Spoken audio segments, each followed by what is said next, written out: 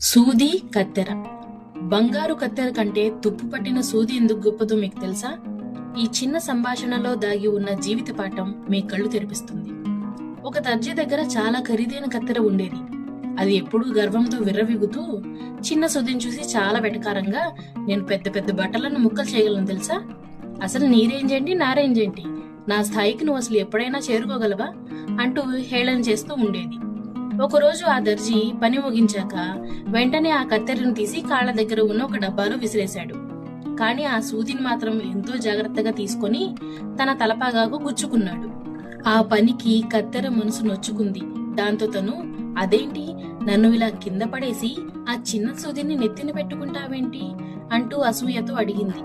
దాంతో దర్జీ నవ్వి, నువ్వెంత ఖరీదైన దానివైనా ఎప్పుడూ విడదీసేదానివి, కాని ఆ సూది ముక్కలైన వాటిని కలిపేది అని చెప్పాడు. ఇందులో నీతేమిటంటే, సమాజంలో మనుషుల మధ్య గొడవలు పెట్టి విడదీసే వారి కంటే విడిపోయిన మనసులను కలిపే వారికే ఎప్పుడైనా గౌరవం ఉంటుంది. విడదీయడం సులభం, కానీ రెండు మనసులను కలపడం చాలా కష్టం.